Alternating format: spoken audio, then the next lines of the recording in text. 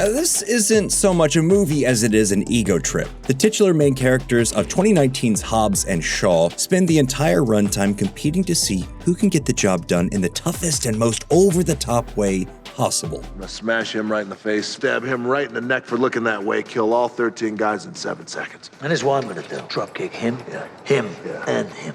Right in the throat. But what's truly amazing is that the ego on display as one of the movie's central conflicts is also the only reason this movie exists at all.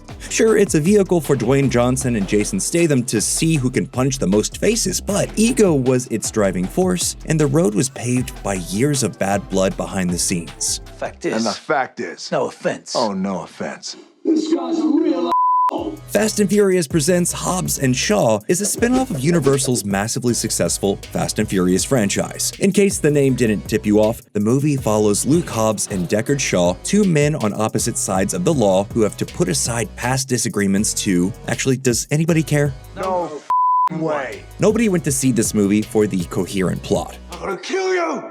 You're gonna die!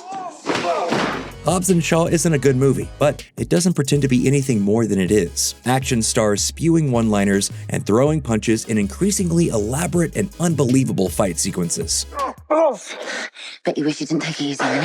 I wish a lot of things right now. Surprisingly, there are comparatively few true car-centric scenes in Hobbs and Shaw, with the movie instead leaning toward being a paint-by-numbers action hero flick. It's lighthearted and full of obvious jokes that are half a degree away from breaking the fourth wall, and it features a villain that's so one-note he's barely worth mentioning, despite him being a genetically enhanced cyber supervillain. Look at me.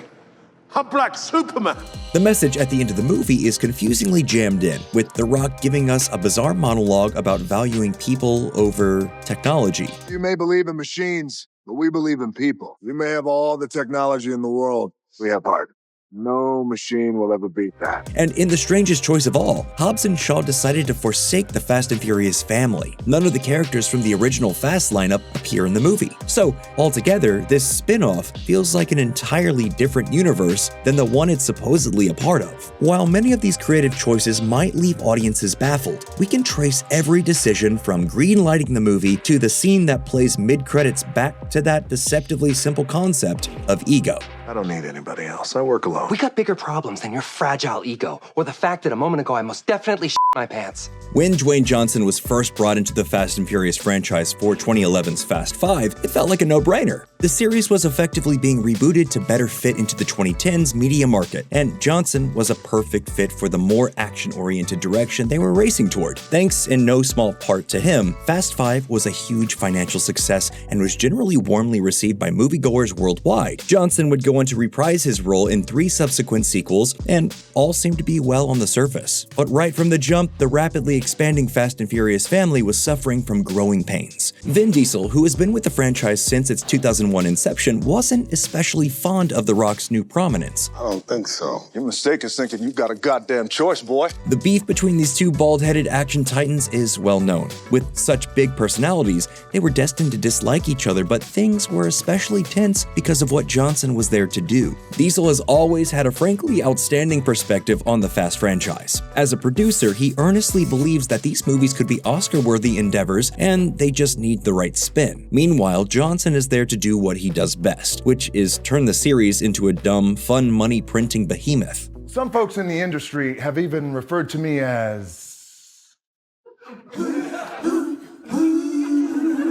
franchise Viagra. While both sides have their arguments, the conflict essentially comes down to Diesel being protective of his role in the franchise and Johnson being all too happy to replace him. Over the years they've worked together, Johnson and Diesel haven't been shy about throwing jabs and passive-aggressive remarks in one another's direction. The animosity got so intense that by the time 2017's Fate of the Furious rolled around, the pair couldn't even stand to be in each other's presence long enough to do a scene together. Toretto, I'll see you soon. No, you won't. If Universal wanted to keep both of these overinflated egos happy and keep making truckloads of money, they had to come up with a solution. And Hobbs and Shaw was that solution. Rather than forcing Johnson and Diesel to fight for the public's attention in the main franchise, Universal decided to give Johnson top billing in his very own branch of the Fast and Furious universe. Now that we got rid of that fun sponge, we can get to work. So Johnson gets a starring role, Diesel doesn't have to fight with him over the goals of the main franchise, and Universal rakes in the cash. Everyone's happy, right? Well, Tyrese Gibson couldn't help but get his feelings involved. As early as 2017, Gibson was calling out Johnson for abandoning the Fast family for his own self-interest and delaying the production of Fast 9, which Johnson ended up bowing out of completely thanks to all these petty feuds. Instead, Johnson focused on Hobbs and Shaw, and though we can't know to what extent he swayed production, it's obvious that the entire movie caters to his flattering self-image, as well as Jason Statham's to a lesser extent. Everyone falls over themselves to talk about how cool and badass Hobbs and Shaw are. Those guys over there can barely lift a pencil. That's what intelligence agents look like. And you look like you could pick up a building. Every new action set piece is just another excuse to show off how strong and capable Hobbs is as a character. He even gets his Captain America moment near the end of the film. A significant chunk of the story pays homage to Johnson's real-life Samoan heritage and Hobbs leading a shirtless attack against our villains on his home island. And he's rewarded for his exemplary skills by getting the girl before the credits roll. And if that wasn't enough to convince you that this whole movie centers around Johnson and his ego, we also get multiple gratuitous celebrity cameos from his inner circle. Ryan Reynolds' Victor Locke is explicitly written to be Hobbs' biggest fan, even showing up mid-credits to once again weasel his way into Hobbs' heart. Because I care about people, I care about our family. Dude, we're not family. I know, what we have is so much deeper. Listen, hey, real talk? Can you believe that Game of Thrones ending? Kevin Hart's Air Marshal Dinkley is included for the exact same purpose, fawning over Hobbs and Shaw and yearning to be part of their team. You wanna know what I do? I sit in a can of farts all day long.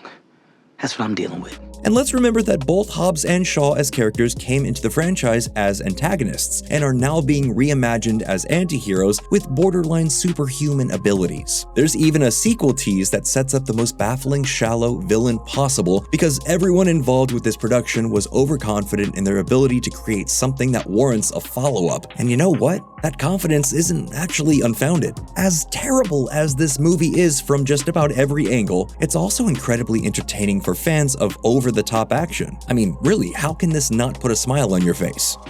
Enter corresponding match. Access denied.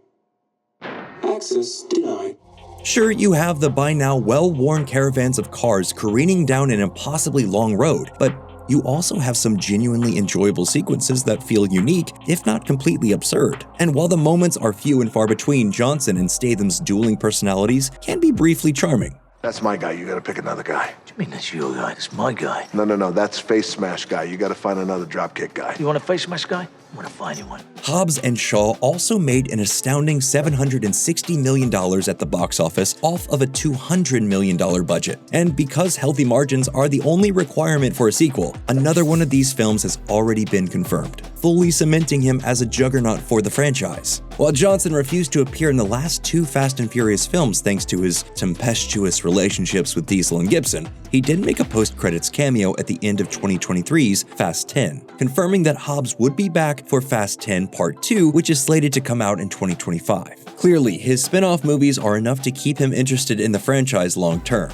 Despite Hobbs and Shaw being born out of the shallow depths of petty disagreements and made not so subtly to flatter its stars, it's still a fun watch, and it's taken the Fast franchise to new heights of science fiction-inspired insanity. But the further the movies stray from their roots, the less serious they're taken, and the more they become just another generic project for The Rock to arch his eyebrow in. Because I'm flexing this. And all of that. So what do you think? Was Hobbs and Shaw the breath of fresh air that the Fast and Furious franchise needed, or was it the worst of the bunch? Let us know what you think in the comments below, and while you're there, consider liking this video and subscribing to Nerdstalgic for more videos like this.